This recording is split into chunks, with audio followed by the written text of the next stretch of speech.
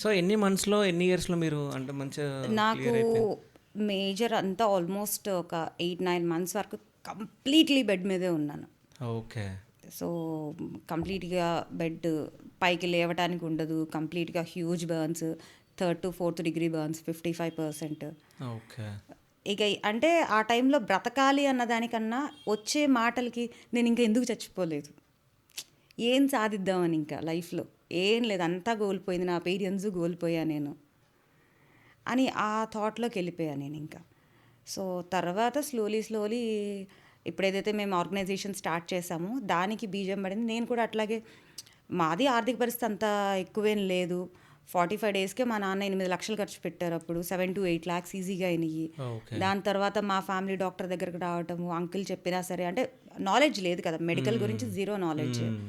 So, physiotherapy చేయమన్నా చేయలేకపోవటం ఆ pain మూలాన. సో, మల్టిపుల్ కాంట్రాక్చర్స్ ఫామ్ అయిపోయి స్పూన్ కూడా పట్టుకు తినలేని స్టేజ్. సో, నోటి దగ్గర నుంచి సొల్లు గారిపోవటము, అన్నం తినటానికి కూడా ప్రాపర్‌గా లేకపోవటము. ఇట్లా మల్టిపుల్ ఇష్యూస్ మూలాన ఇలాగే పేపర్‌లో ఫ్రీ ప్లాస్టిక్ సర్జరీ అని పేపర్‌లో యాడ్ చూసి నేను అప్రోచ్ అవ్వటం. అక్కడి నుంచి 2010 హ్మ్. మార్చ్ 2 నాకు ఫస్ట్ ప్లాస్టిక్ సర్జరీ అయింది. అక్కడి నుంచి జర్నీ సాగి ఈ రోజుతో 28 సర్జరీస్ చేయించుకుంటూ, సో, 28 సర్జరీలేనాయా? 28 మల్టిపుల్ సర్జరీస్ అయినాయి. ఓకే. యాహ్! అంటే అన్ని సర్జరీలు ఎందుకసలు? డిఫార్మిటీ అంటారు అది. ఇన్ ఏ మెడికల్ వేలో చెప్పాలంటే ఈ చెయ్య ఉంది, హ్మ్. ఇది డిఫార్మిటీ హ్యాండ్ అన్నమాట. ఓకే. సో, ఈ చెయ్య ప్రాబ్లం ఉంది. హ్మ్. 2 చేతులకి ఒకేసారి సర్జరీ చెయ్యరు.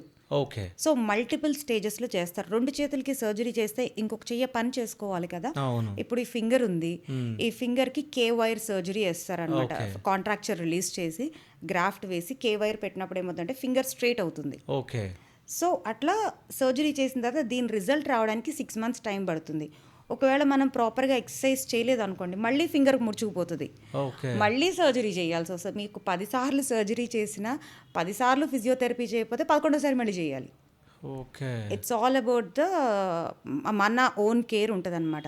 సర్జన్ చేతిలో 10% ఆర్ 40% ఉంటే 60% పేషెంట్ చేతిలో ఉంటది. సో, ఇట్లాగే మల్టిపుల్ సర్జరీస్, నెక్ కాంట్రాక్చర్ ఉంది, పెదానికి చేయించుకున్నాను. తర్వాత చంక అతుక్కుపోయింది, చెయ్యి అతుక్కుపోయింది, బ్రెస్ట్ ఇష్యూ ఉండే, మల్టిపుల్ ఇష్యూస్ ఉండే. సో, ఎట్ ఎ టైం కాకుండా స్టేజెస్ వైజ్ ఒక్కొక్కటి సర్జరీ చేయించుకున్నా ఇవాళ ఈ స్టేజ్‌లో ఉన్నా.